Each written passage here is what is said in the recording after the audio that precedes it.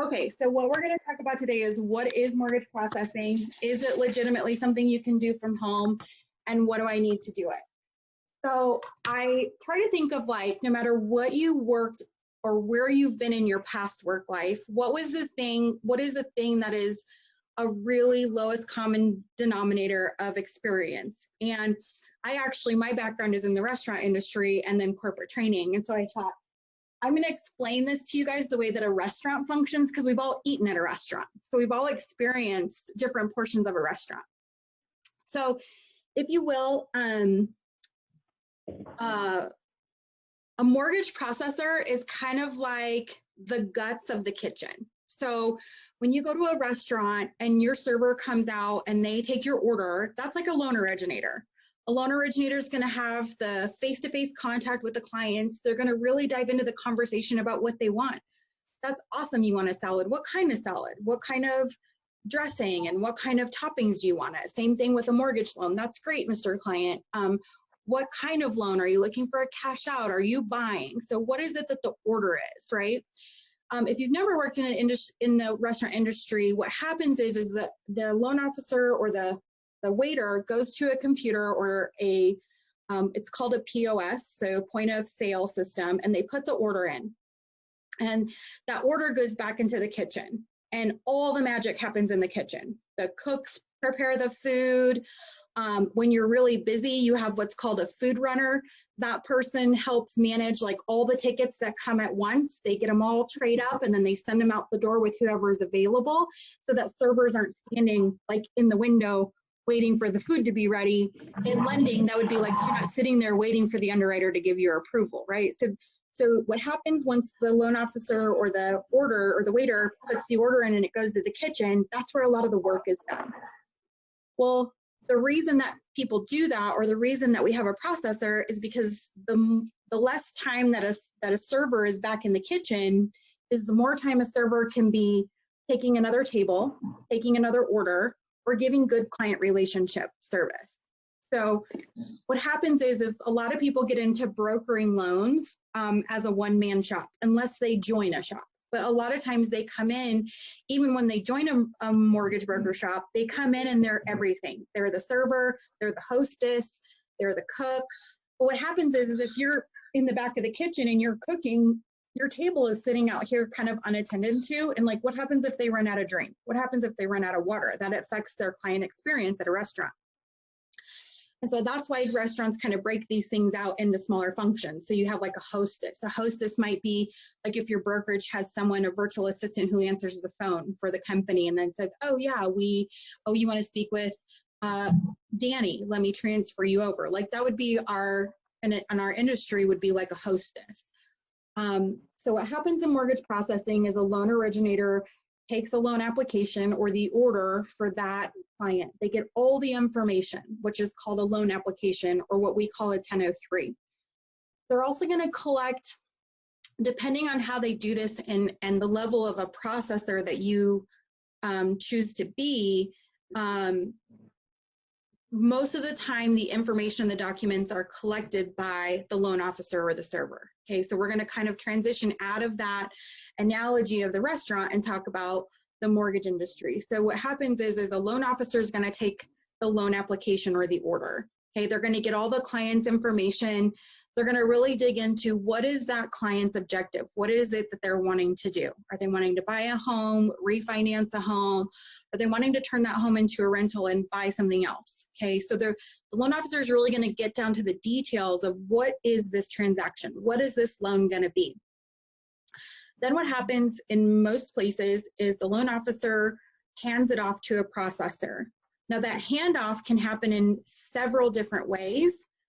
For each processor, it's different because of either their level of expertise or experience or whether or not they're licensed. And that's something that we'll talk about a little bit more. But what happens is once the loan officer is able to hand some of that off to the processor, they can work on the next loan application or the next client. Okay, so what does a processor do? Okay, so what a processor does is helps the loan get from start to finish.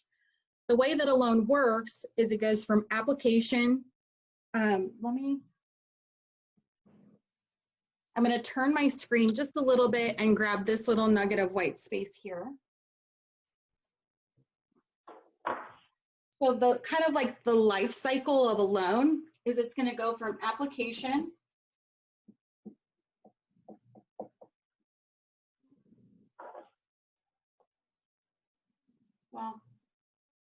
to registration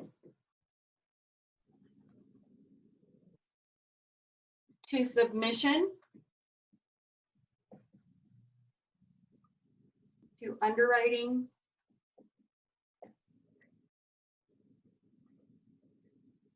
to close. Okay, so that's kind of a really high level overview of the life cycle of a loan. A loan officer is going to take an application. Then the loan officer has to decide as a broker, what bank do we want to send it to? Okay, so the loan officer as a licensed individual is going to look at all the different banks that their brokerage is signed up with, and they're going to determine where they want to place that loan.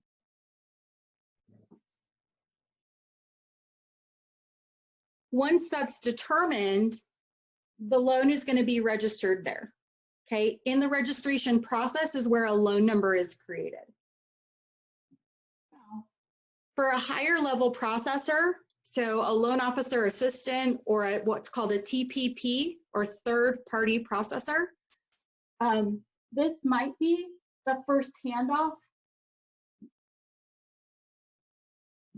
for a more experienced processor. Okay, this would be one place that a loan officer could hand a file over to a processor to take over the file. Once the loan is registered, oh, hold on a second. Can you get me my power, get this plugged in for me?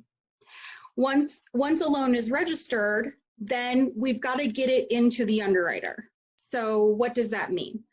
It's kind of like if you wanted to upload a series of photographs in your Instagram or your Facebook, or, well, Twitter doesn't really do that, I don't think. But think about like if you were telling a little bit of a longer social media story and you had several pictures to go with that, you would either do one of two things. You would either, you would either create like a photo layout, which is one visual image with several photos, or you would upload several photos. Okay, and so when you register a file, you're uploading the like photo image of a photo layout with all the pictures on the front. Okay, so that would be the equivalent to that. Registering a file is like going into your photo editor and putting 3 or 4 photos in one picture and then uploading that one, and I can see all of your photos in one image.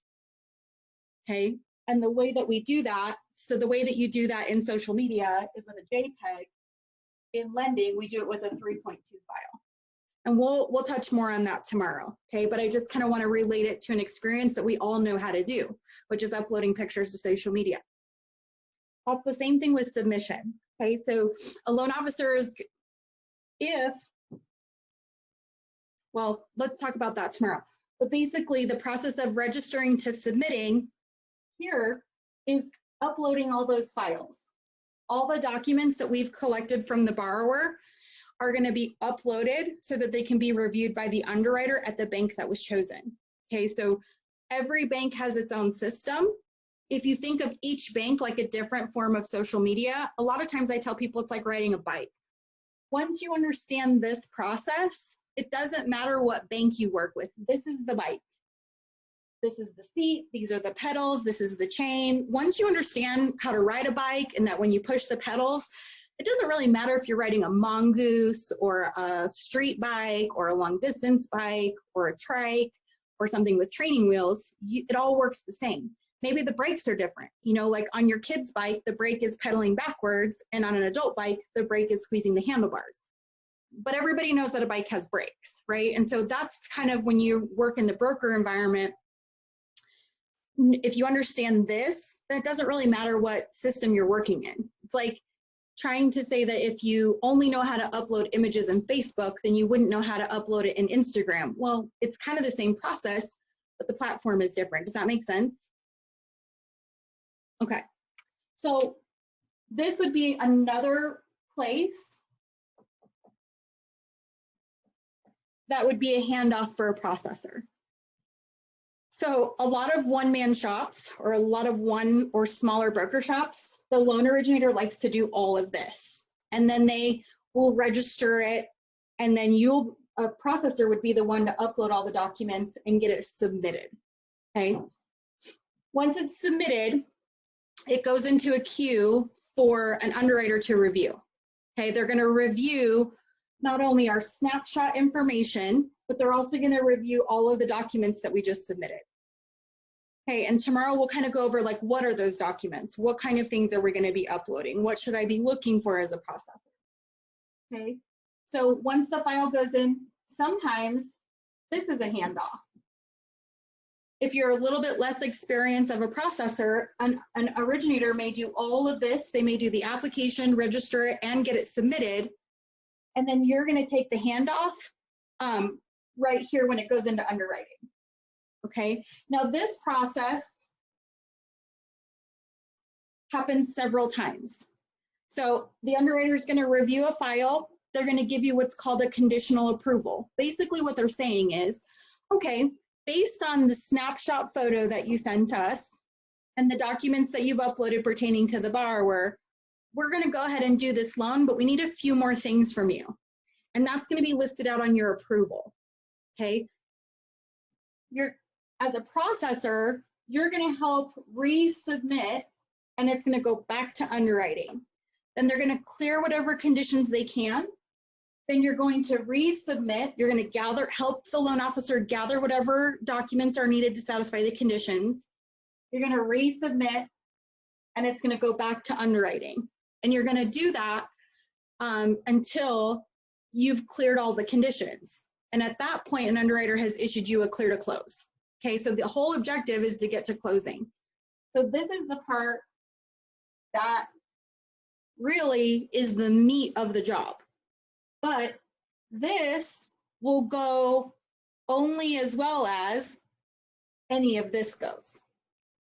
Okay, and then your underwriter will issue a clear to close, and then you'll go into closing. And there's a bunch of steps that happen in there. Okay. But this is a really high level overview of how a loan actually works. So as a processor, anytime you see one of these black arrows is a place where the file can be handed off from somebody taking an application to a processor. Okay, so how do we do this?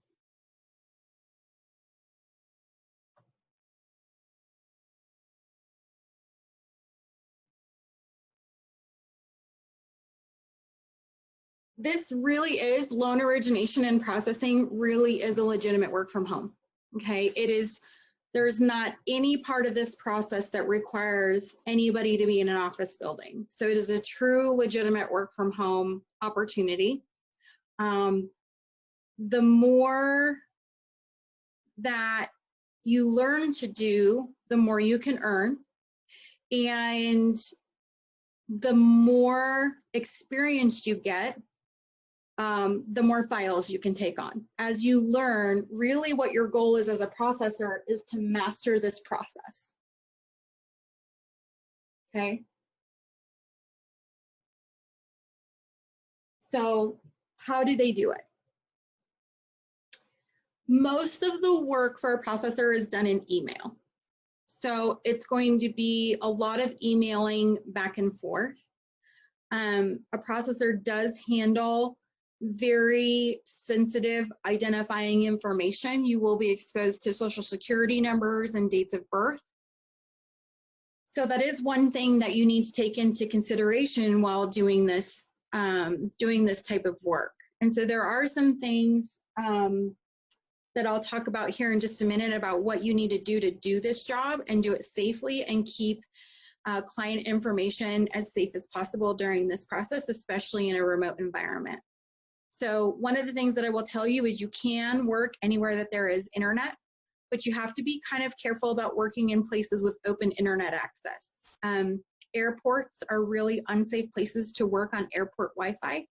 I have done a lot of work in the past on a Starbucks Wi-Fi, but a safer thing to do would be to work off of your phone as a hotspot where there's not as many people on that network, okay? So again, I have worked from the hotspot of my phone from several places. I sometimes have worked, I always think of this one example. I had taken my son Tyler to, it was like a scouting baseball event in Arizona. And I was kind of more of like a one-man shop. I was originating and processing, doing all of this by myself. And I remember being on a really important phone call and just having to disclose to them like, hey guys, I just want you to know I'm working remote today. I'm actually in Arizona with my son at a baseball scouting event. And so I just want you to know that if you hear some stuff in the background, it's because you hear some stuff in the background. I'm actually not working from an office for the next couple of days, but I've got my cell phone, I've got my laptop, and I'm here to work whenever you need me, but I am not in the office. And this is an industry where it's commonly acceptable to not have to work in an office. A lot of underwriters don't work in an office. What I advise my people is always disclose to somebody that you're working remote. I think right now it's even more acceptable. We're doing this training during COVID, and so some of the things that I often tell people is, hey, sorry, my dog's about to go nuts. Somebody's walking by the window, or hey, I'm working from home and my kids are home today. So I just want to let you know, and I apologize in advance, and thank you for understanding that you might hear my kids in the background. I'm trying to get out of saying I'm sorry all the time and be grateful. So one of the things that I saw was, instead of apologizing, thank them. So instead of saying, hey, I'm sorry, my dog's going to go nuts, you might say something like, hey, thanks for understanding if my dog goes a little crazy while we're on this call. The reason that I'm giving you this advice is because there is this really weird perception that if we don't disclose that we're working from home or telecommuting, that somehow the work we're doing is not valid, or we're not valid if they find out otherwise with noise in the background. Okay, so if you disclose that up front, it also just kind of makes them feel like you're really professional and you're used to doing this from home. They don't know that you do it from home every day. They don't know that you're in your leggings and a messy hair bun, or that you're in your sweatpants and joggers from yesterday. They don't know any of those things. Okay, all right, so how do they do it? How does a processor do this work? Most of the time in industries like this, we communicate with cloud-based storage. So the most common one that's understood is Dropbox. So it's a way that you can share documents at the same time without emailing things back and forth. If you're joining a brokerage, they're probably already going to have something set up. If you're joining a one-man shop, like this is somebody who hasn't ever had a processor before, they may not have this set up. So the thing that I would kind of gear you towards is, as you move into this, and when we talk about in a little bit the things that you would need to do this job, is that this is one of the things that you take into consideration. My company, we're structured on the OneDrive with Microsoft, so all of our emails are done in Microsoft. We now share links to files. We also give the borrower a link so they can just upload their files, so they're not emailing us stuff with personal information. There are other programs out there. There are a lot of programs out there. This is just what works for us. And that's the thing about this job entirely, is that you've got to find what works for you, okay? So how does this happen? I want to tell you how it happens in my business so that you kind of have a point of reference. But what happens in my business is a loan officer takes an application. They do it in our loan software, which if you're a junior processor or an entry-level processor, you really don't need access to any of that information. But I'm also going to give you some tools tomorrow on ways that you can do this without needing industry-specific software, okay? The way that we do it is the loan officer creates a borrower folder, and they upload into that folder all of the stuff that they've obtained from the borrower. We also create a borrower folder. We share that link to the borrower, and we ask them that anytime we ask them for documents, they just upload that into that folder. Because it's on the OneDrive and it's cloud storage, it syncs. So anytime that the loan officer uploads something, or anytime the processor uploads something, that data or that document is in the folder for everybody to have access to. We do that because it prevents emailing things back and forth and getting lost, but it also keeps client data safe. So we do that with the OneDrive. Like I said, Dropbox. Google Docs is another way to do that for free, basically. You don't really have to invest a lot of money. Okay, so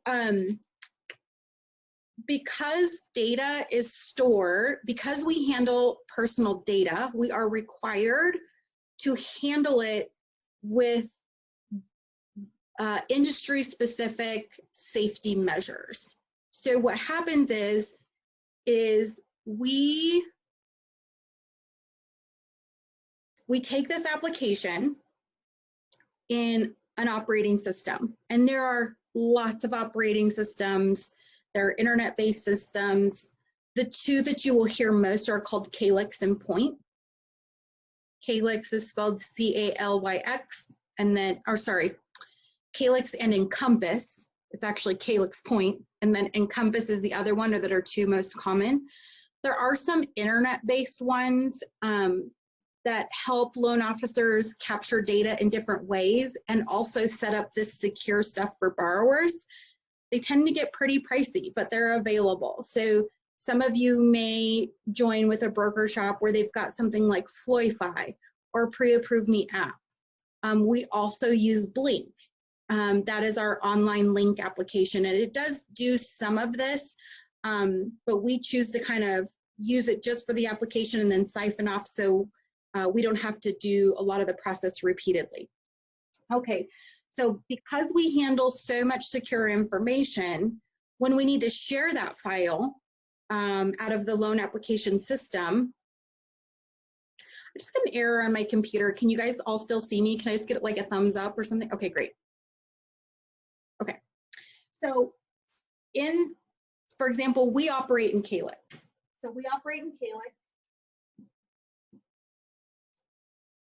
And I'm actually just gonna do a share screen really quick so you guys can kind of see what it looks like. Let me share my screen here.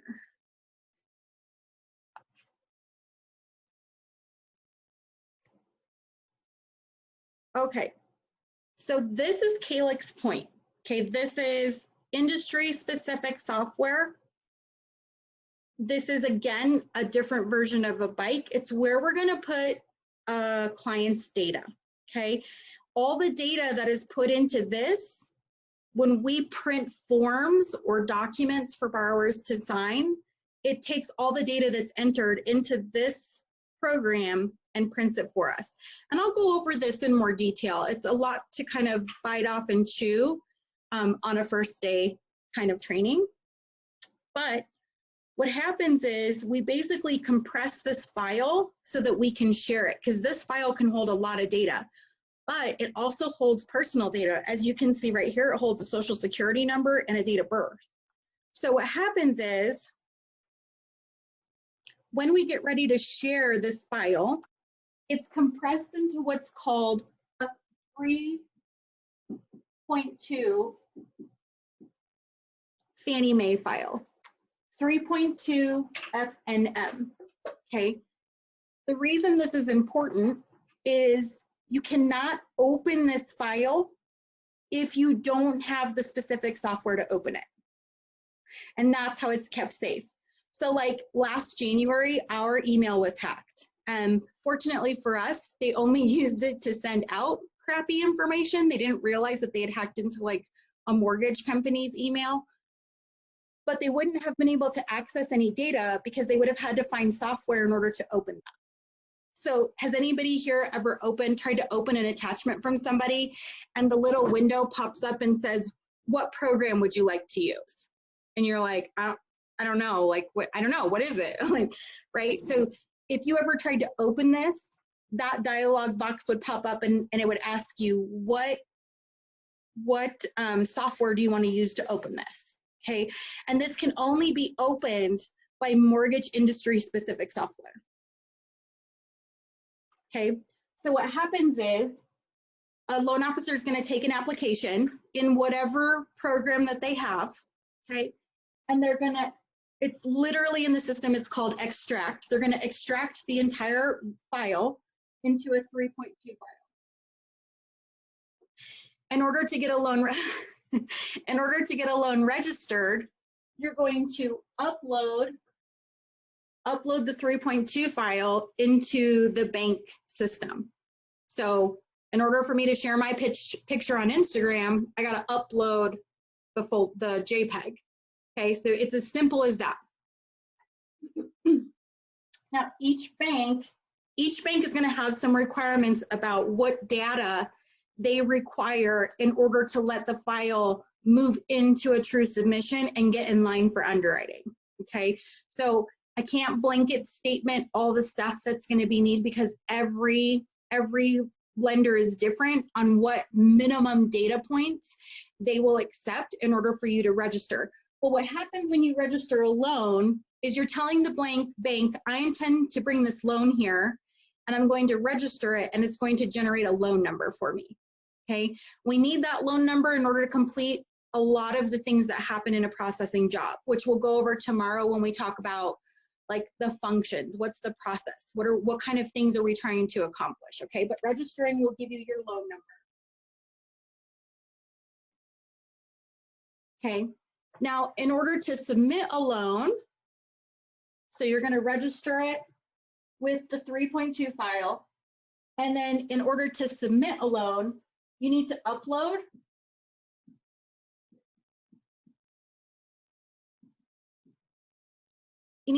the documents for that specific borrower. Okay, tomorrow I'll go into what documents those are. What is it? Sometimes banks require us to submit a submission sheet. Loan officers love them. We don't. We freaking hate them. We hate them with a passion. Processors love them because it's a part of the process and it's just like, oh, we do this and then we do this and we do this. Loan officers are like, this is a waste of my time. I already did all of this. It's all in my 3.2. I don't have time for that, Becky. I don't have time for it. Okay, so each lender has different requirements about what kind of documents they want as well. So part of being, as you get more experienced in processing, is creating processes for yourself with each bank about what their requirements are to get a loan through registration and through submission and into underwriting. And that's different for every bank. The thing that I will tell you that will make you a good processor, and which we'll go into more tomorrow, is what documents are really good to have on this initial submission. Okay, what are going to be the documents, even if it means waiting a day to get it into submission so I can get these documents? What documents do I need in this submission that makes it a really good submission? Okay, so then once the documents are uploaded, okay, then it's basically what we call queued for underwriting. It's in line. Somebody's alarm is going off in my house. I don't know what it is. All right, okay, so once you upload those documents, the loan is going to be queued in the underwriting thing. Now, here's what I can tell you about being in a queue for underwriting. So I've worked in some really big banks, and I remember working at Wells Fargo Home Mortgage, and all of a sudden one day we got this directive to stop gathering people's IDs. And we were like, why would we stop gathering people's IDs? Well, they were threatened with a lawsuit of discrimination, and a client had felt like because they had sent their ID and the loan officer or the processor could see their nationality, that they stopped working on their loan. So a lot of things that happen in the industry, because we're bound by like Fair Housing and Equal Credit Opportunity Act, a lot of measures were put into place so that it couldn't be said that a bank was discriminating against somebody. Okay, so what I'm gonna do is just kind of really, I'm actually gonna erase some of this.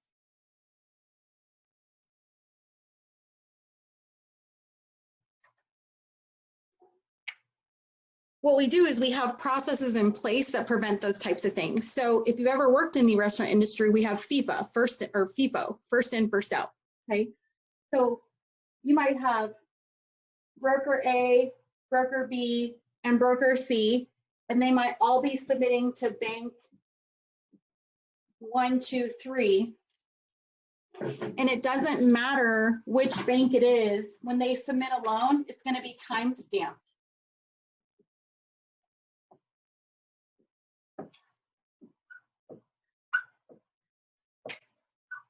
So,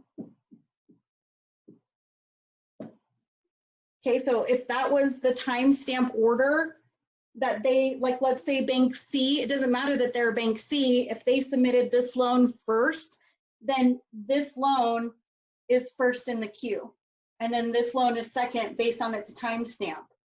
And this is a really bad example because I put 1, 2, and 3 on bank C, but it doesn't matter.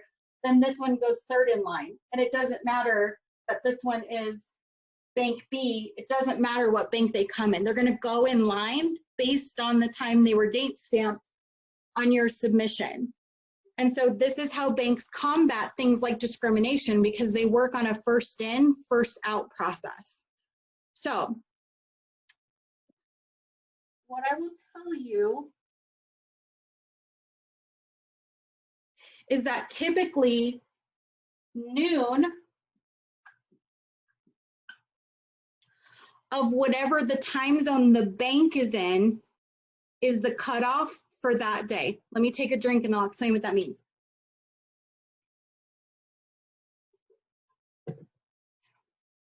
So today is the 6th. In order for a loan to be considered received today, it has to be into the bank by noon.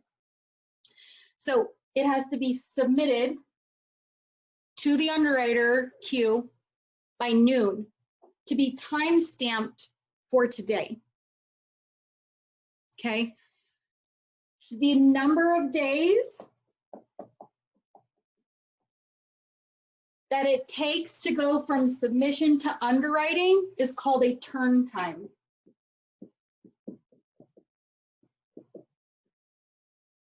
So the number of days that it takes to go from submission to underwriting is called a turn time. Okay, so if a bank is on 2 days turn time, meaning it takes them 2 days from the time you submit, they assign it to an underwriter, and it's 2 days before the underwriter will review that. If you don't have, let me, okay. So today's the 6th. If I submit by noon, we're getting this approval back on the 8th.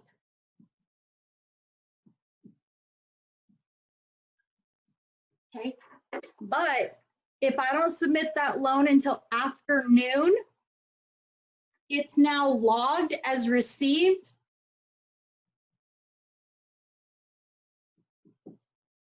Whoa. I don't know how to spell this word. I need it in math. Okay, I before E, except after C, received. Okay, so then it's received on the 7th. I think Skylar says it's not spelled right. We're just gonna go with it. Okay, received on the 7th, which means now I'm not getting it back till the 9th. Okay, so as a processor, how do I do this? I'm gonna work in the mornings on getting loans submitted. I'm gonna try and get the loans that I have working on submitted before noon on whatever time zone. So if I'm working with 3 different banks, I got to work on the ones that are on the East Coast first because they're 2 hours ahead of us in Mountain Standard Time. Okay, so that's going to be the first thing that I'm going to do as a processor. I'm going to take inventory of the loans that I have to work on. I'm going to see which loans need to be registered and submitted. I'm going to work on those first, get them submitted, and then I'm going to move into other activities in regards to processing. But the important thing is this is what's called a turn time. Okay, the amount of days from when you're submitted to when it's going to be reviewed by an underwriter. Okay.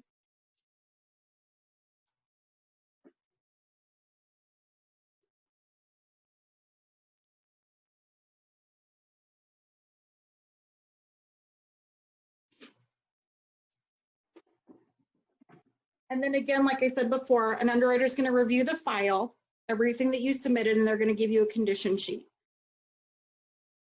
as you get more advanced in this, you're going to be able to take over more activities on the condition sheet. Okay. You're going to be able to, so when I was running my processing company, I would review the approval sheet. I would send an email to the loan officer about what they needed to get. And then I would do my own list for the things that I needed to get. Okay. But if you're first starting, you're not going to do that. You're just going to let the loan officer know, I received the approval on Jones. I'm getting XYZ things. I've got that structured out for you, and we'll go over that tomorrow and we'll really talk more about the process and what kinds of things are you going to be getting, and as a processor, what do I need to be doing? What are the things that I need to be ordering and getting in, okay? And then this goes back and forth. So you might get a condition sheet that says we need a bank statement and we need another pay stub, and we need an explanation for these addresses that are showing up on your credit. But even though you said you live where you lived for the last year, it says on the credit that you had this other address this year. And so I need to know more about that. We call those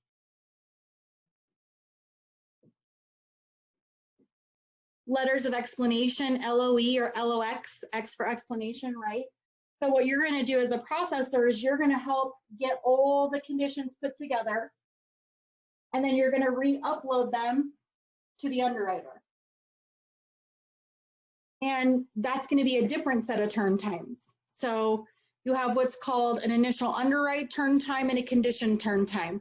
So a lot of times what you might hear from people is, oh, they have 2-4 turn times. Their turn times are 1-3. That means their initial underwriting turn time is 1 day or same day, and then their condition review is 3 days, okay? So you're gonna do this. It's pretty typical to do that process 3 to 4 times before you're ready to close.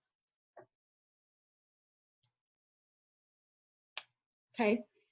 With some of the new disclosure rules that were instituted back in 2015, it's really challenging to get a same day or a one-touch clear to close. There are a few kinds of loans where it is it's more reasonable to have a one-touch file, which would mean I submit it, the underwriter reviews it, and they're like, wow, you gave us everything, you're good to close. That's really challenging to do based on some of the new disclosure rules that were put into place in 2015. But what I want to do is teach you how to do this process with the least amount of pass back and forth. And sometimes you have files or you have loan officers where you're going to go back more than this, because this information here wasn't that great and it gave the underwriter a lot of questions. So this process is only going to be as good as this process. So as you become more advanced, in some of my more advanced trainings, I'm going to teach you as a processor, how do you review this application and the data in it to make sure this process isn't 5 and 6 times. But sometimes you get a bad underwriter and they've made up their mind and you have to try and change it. And so you're going to do this 6 or 7 or 8 times. And that's okay, because the end objective, no matter how many times you do this, is to get to closing. Okay.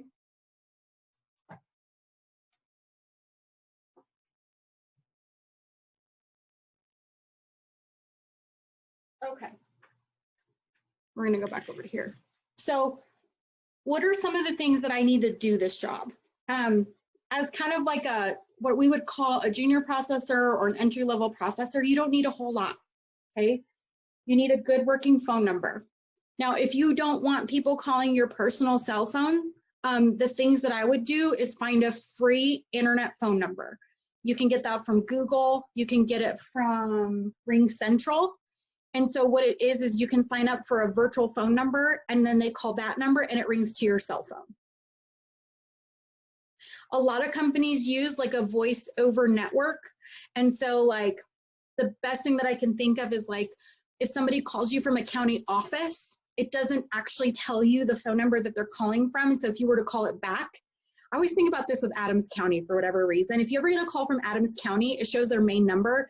And then if you call it back, it says you've reached a non-working number at Adams County. Chances are somebody from Adams County has called you, but you can't actually reach anybody from that phone number. So that's just kind of an example of like a different area where voice over network is used. We actually use this for our work phone number, for our office phone number, because everybody in my company is remote or telecommute. and we do office time sharing. So we have like an office share where we buy hours at an office building. We don't have a landline.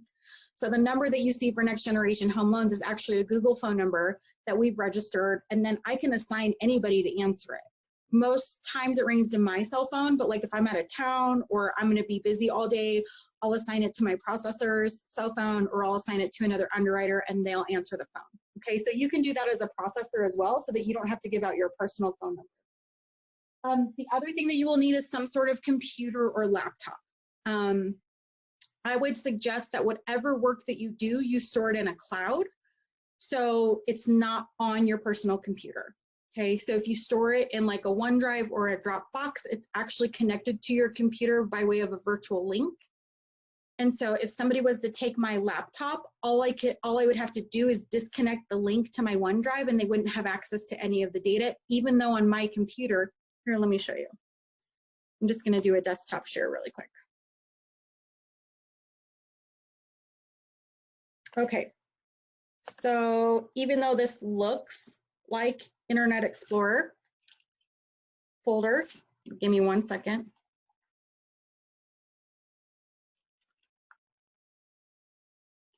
So even though this looks like folders on my file, what you can see is this is actually Dropbox and this is OneDrive. So I could cut off the link to my OneDrive and no one would be able to open any of these documents I have stored on here. Okay, so you would need to, in order to do this, you do need to have a laptop or a computer. And then also have access to some sort of like document generation. So whether that's Google Docs or Microsoft Docs, having access to like Word or Excel on some of the documents that I'm going to share with you, you can generate on Excel. We'll give you some templates for them. And there are ways to bypass needing to have the loan operating software. Okay. A helpful resource, but not necessarily required, would be an e-fax number. We use FaxBetter. It's not very expensive, but it allows you to request documents by fax. It's an electronic fax, so when they come in, they literally come right to your email. So you never lose a fax. You never have to worry. I mean, sometimes you have to worry about it not coming through because that's just technology. But it saves it as a PDF for you, so you can literally just download it and save it into the borrower's file. There is a little bit of a delay. It doesn't come through exactly as quickly as a paper fax does. It takes about another 3 to 5 minutes. Okay. And then I would recommend that you have a separate email from any sort of personal or school email. Okay, so even if you have to create a new one, or you know, my processing email was just my name. It was JackieG.Dunlap@hotmail.com. But I would suggest that you get a separate email. The other reason why is because when you open a separate email, you get that separate Google Doc or that separate OneDrive. And so you can make sure that all of that data is safe and secure and doesn't commingle with your personal stuff. Okay, and Google is free and Hotmail is free, and as a processor, it's not really frowned upon for you to have a Google or Hotmail address. Think about if you've ever done real estate or you've ever done something with a professional and then you get an email back from, like, you know, Jim Jane's real estate at google.com. You're like, really, Jim Jane? Like, you have a Google email address? And so as a processor though, it's not really industry expected that you would have your own email address. It is very commonly expected that you would have a Hotmail or Gmail address. Okay.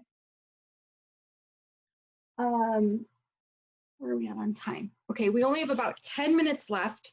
So I just wanted to know really quick before we go out, close out today, if you have any questions. I'm gonna actually unmute everybody. If you have any questions over just kind of generalized over this process or anything that I talked about today. No. Okay, so tomorrow we're gonna do another hour and I'm just gonna talk about like what documents do processors get? What kind of people do processors interact with in regards to a loan transaction and what that would look like and how do I do this job? Like legitimately, how do I do this job? After tomorrow, it is reasonable that you could begin to start talking about working for a mortgage company or a mortgage loan originator on a very part-time process. So if I was someone who had another job but was looking for a real small part-time income, after what I teach you tomorrow, this is something that you could do to earn a small part-time income. The next training that we will have is becoming what's called a second level processor. At this point, you're going to be pretty dedicated. This would be, if you're a second level processor, it's a pretty part-time gig. Like you could legitimately 20 to 30 hours a week do the next phase of processing as a part-time job. You probably wouldn't be able to do it as a part-time job with another full-time job, because a lot of the functions are going to require that you're able to do the work during business hours, because you will need to make some phone calls. And so when I hire a processor, I typically tell them, I need you to be available during working, like a minimum of 3 working hours a day, because there's going to be phone calls and stuff that you need to be making. So I don't necessarily, my part-time people, I don't say that they can't work somewhere else, but they have to be able to commit 3 hours during the business day to be able to make phone calls and do that work. But they can work out of their email. If like they have a desk job somewhere else and they can work out of that email, I don't care. I really don't. And then the third level is called TPP, which is a third-party processor or a loan officer assistant. At that point, you would need to obtain a license, because at that point, you could handle parts of a loan that by law you have to have a license in order to do. This is going to be things like rate locking. A lot of times, loan officers don't want you ordering appraisals until you have a good amount of experience, because different loans require different kinds of appraisals, and you can't always use certain appraisals on certain loans. Like they have to be matchy-matchy. There are a few instances where you can use a certain kind of appraisal on a different kind of loan, but it's really rare, and it can be costly if the right appraisal isn't ordered. So really, in order to be a full processor, now on a full third-party processor or loan officer assistant with a license, you can charge per file. And it's the same licensing that an originator would need to have. And you would register yourself as a third-party processor with NMLS, which is our licensing agency. When I was a third-party processor, I made anywhere from $600 to $900 a file, depending on what I did for that specific officer. So going back to this chart, if I had to give you kind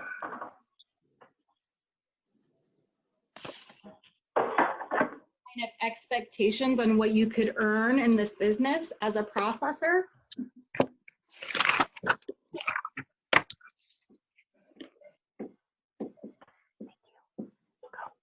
Okay, if you take a file from here, and there's a part of the process I didn't touch on today, just because it's really beginner, but right in here, the loan has to be disclosed. But if you were to take a file as a processor from here and do all of this, you could make anywhere between, and I mean, I don't know what other brokers pay, but you can make anywhere from $600 to $1,000 a file, depending on how much of this process you take over. If you take it over from like after disclosures and before submissions, you're probably looking at anywhere between $295 to $395 an hour. This process is really cumbersome, and if you can learn how to do it, that's why you get paid this money. Okay, $600 to $1,000 a file. If you take a file from here, and so this is really more of like a junior processor. You're really taking a lot of the admin stuff off the plate for an originator, but they're still doing the bulk of it. You're probably anywhere between $150 and $200 a file. If you're anywhere but here, you have to be a W-2 employee. because you have to work under the originator's license to do any of this stuff. So the pay, you're going to be a W-2 employee and they should be taking your taxes out. Now, I can't tell other brokers how to run their company, but that's the way that it should be. And then tomorrow we'll kind of talk about, with each different level of being a processor, how much time should that take? What's the expectation for how long some of these things should take? And I do have some like basic guidelines of like, when you do these functions, here's how long it should take. And if it's taking outside of that amount of time, you got to be on the phone and you got to figure out why you don't have this information, because you got to get it in. Okay. So in the medical world, we're kind of like a nurse. A processor knows a lot, but we're going to be taking the heartbeat and the temperature and all of that stuff of the loan. You know, a medical assistant does a lot less than a nurse does, right? They're the ones that are going to come in and get your weight, and right, but they're all part. And if you've been to different medical facilities, some have them and some don't. Okay, so like this might be equivalent to being an MA, where, you know, they're just taking your temperature, how tall are you, putting you in the room and asking you, do you smoke? Are you on any medications? Things like that, real superficial, right? They're trying to save everybody some time, but they're not really getting into the meat and potatoes of it. But if you're doing this stuff here, you're like a nurse. You're like a LPN or an RN, right? Now I'm taking your blood pressure. How are you feeling? How long have you had this cough?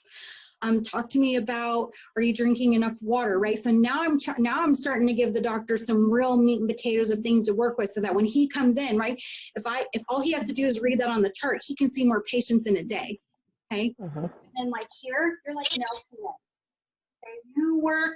You work at the little clinic and you can write prescriptions, you can do all this junk yourself, and a doctor just oversees what you're doing. Basically, the loan officer still holds the license, it's still their loan, it's still in their name, but you're running the minute clinic by yourself as, oh no, sorry, not LPN, sorry, physician's assistant. Sorry, you're a PA. Okay, you're running the whole gig yourself. You can diagnose, you can give the prescription, but you're doing it under the oversight of a doctor. You're doing all of this, but you're doing it under the oversight and direction of the loan officer, who's the one who knows the client. Okay. And I'll show you the difference tomorrow. I'll show you the differences between all of these. And then we'll start talking about, like, what do you do at this level? What are your responsibilities? And what do I do at this level? And what are my responsibilities? And what do I do at this level? And what are my responsibilities? Teaching you this stuff up here is going to take more time, because I have to teach you how to disclose a loan. And that's really a lot of information. And it may not be something you want to do next week. It may not be, but I'm going to record it. And then when you are ready, you can watch it and you can learn it. But this takes time and practice to do this, to disclose. Okay, but everybody can kind of work in this realm for a long time. And then I would say, if you work in this realm like 6 months to 9 months, then jump into learning how to disclose, it will make so much more sense to you than trying to, without having worked much in the industry, than trying to jump into learning how disclosing. It would be a lot. It would be a lot. And that would be my recommendation. Learn how to do this first. Find someone to work with. I can find people for you guys to work with, but do this for a little while first, so that you can figure this part out and then understand how disclosing fits in the process. This is a real doozy. Like, this can really, I just had a file cost me $385 because it wasn't disclosed right, and we had a tolerance cure. And so it happens. I mean, I've cost, when I was processing, I remember going on an interview for a processing job. And the lady said, talk to me about a mistake you've ever made processing. And I said, well, you only forget to disclose owner's title policy once, because owner's title policy, before they made some changes, if you didn't disclose it at what that fee was, you had to pay the difference penny for penny. Well, I didn't disclose this fee at all, and the charge was $604. And at the time, I was only making $400 a file.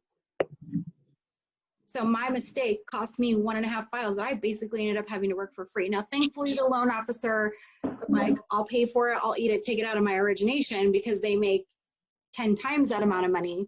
And I was fortunate that I worked for a loan officer who was willing to do that for me, because I had done such a good job for them. But you only kind of make those mistakes once. And I tell people a lot, you learn a lot in this industry by making mistakes. So if you weren't ever a softball player or an athlete where like failure was a big part of the equation, it's something to get used to. Our regulations change 3 times a year. With Fannie Mae, Freddie Mac, they change 2 or 3 times a year, and they don't change at the same time. So just when you think you're getting acclimated to what kind of loans you can do, they're like, right, just kidding. We're going to switch that up for you. Starting September, we're going to do this instead. And so you're never going to really know it all the time because it's always changing. So once you kind of get to this place of understanding that it's always moving, and that as long as you kind of understand the groundwork when things change, you know how to adapt to that change. And there's going to be some big changes that come after what's happening right now, right? There's going to be a lot of changes about what right now the change is, you know, there's just not any lending available with people with credit under 620 is just kind of not available right now. And that's one of the things that we're seeing. We're also seeing big loan amounts go away. And so what are the long-lasting effects? I don't know, but I can still do this job even though those things have changed. And I can still originate loans even though those things have changed because I know how